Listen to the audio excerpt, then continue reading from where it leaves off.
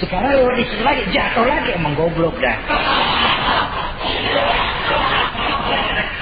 Bisa jatuh 2 kali di tempat yang sama kan namanya tidak mengambil pelajaran dari apa yang sudah dia temui.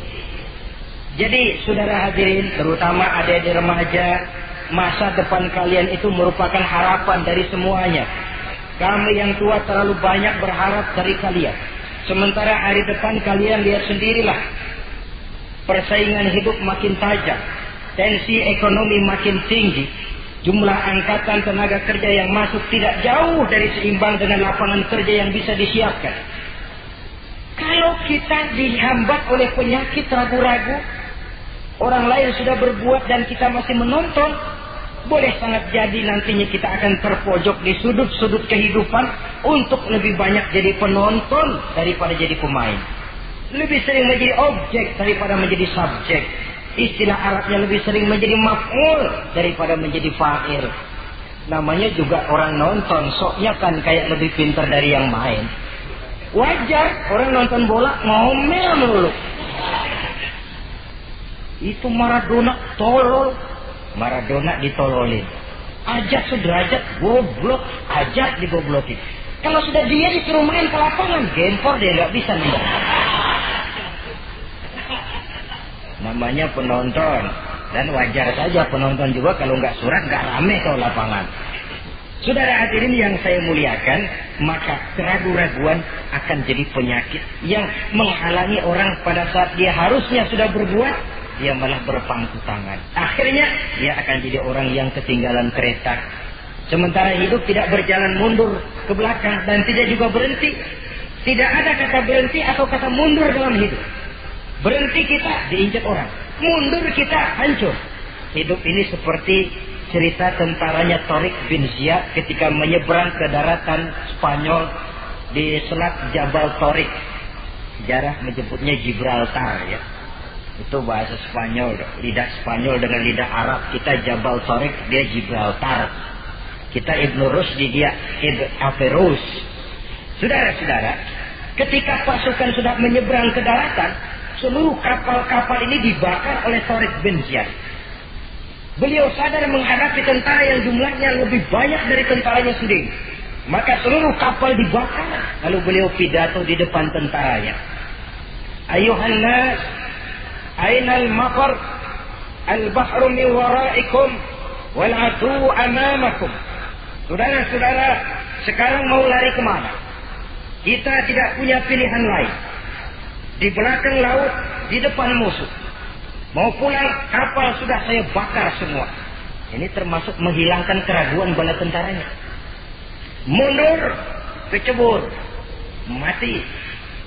Maju menghadapi musuh yang jumlahnya jauh lebih banyak, resikonya juga mati.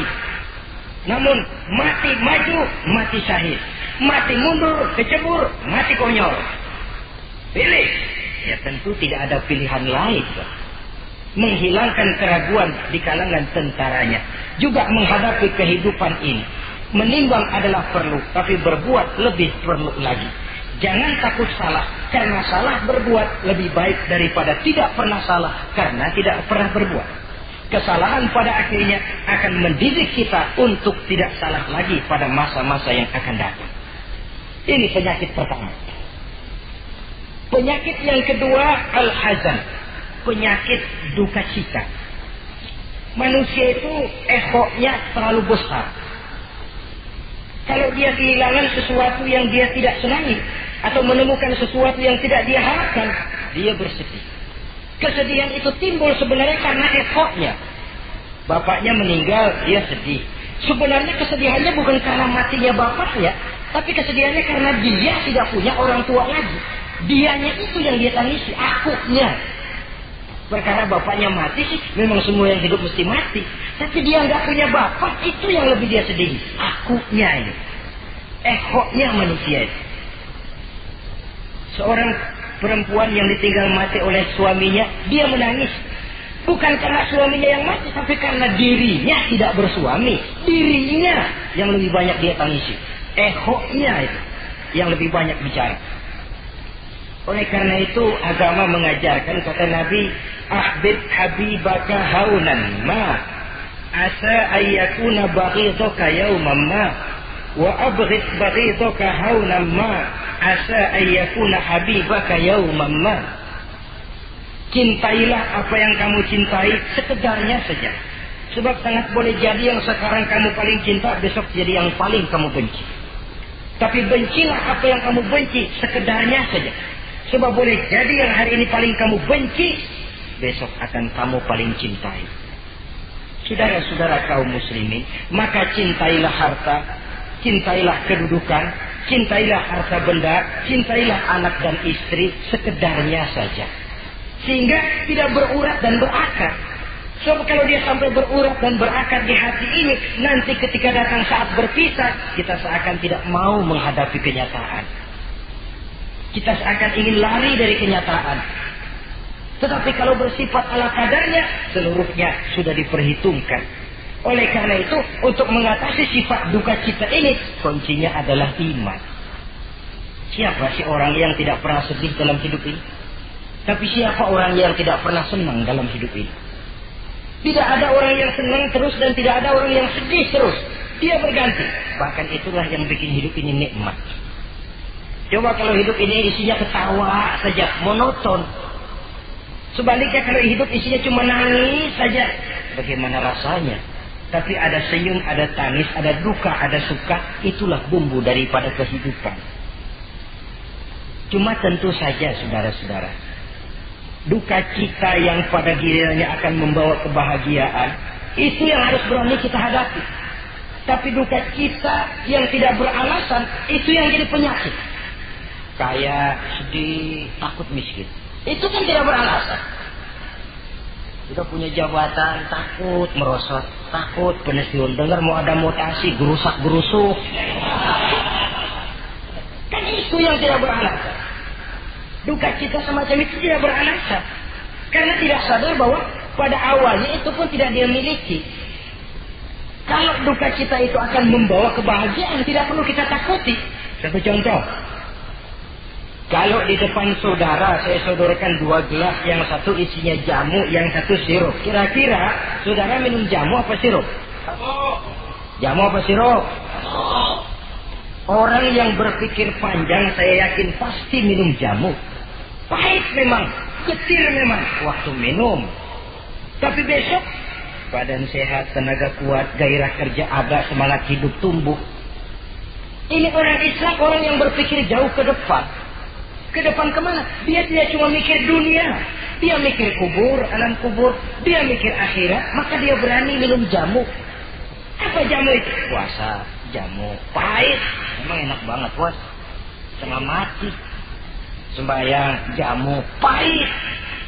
Sedekah, jamu pahit sekarang. Tapi besok kita pulang ke alam kubur, ya Allah, nikmat alam kubur. Untung kemarin waktu di dunia minum jamu. Waktu di dunia sembahyang, kuburan terasa nikmat. Waktu di dunia sedekah, kuburan dipakein AC. Padahal cuma goceng sedekahnya. Adapun orang yang di luar Islam, dia berpikir pendek. Yang dia lihat cuma yang di depan hidungnya saja. Dia nggak mikirin alam kubur, dia nggak mikir akhirat. Yang dia pikirin cuma dunia aja. Kenapa gue mesti minum jamu pahit? Sirup nih, manis. Dia minum sirup. Manis memang waktu minum. Tapi besok bibir mancung, bengkak, sirawan, sariawan itu. Saudara-saudara, sholat sirup, tidak sholat sirup, manis. Orang-orang puasa dia tidak puasa, sirup, manis. Bakhil, pelit, sirup, manis. Apain sedekahin, tumpuk aja tuh harta dah, jangan disedekahin. Sirup, manis memang. Besok dia pulang ke alam kubur, baru terasa bibirnya pada bengkak. Baru timbul, gua nyesel banget minum sirup kemarin.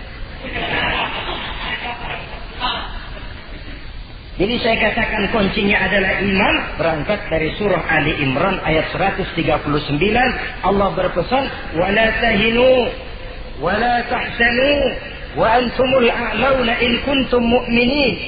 Kamu tidak perlu gundah gulana, kamu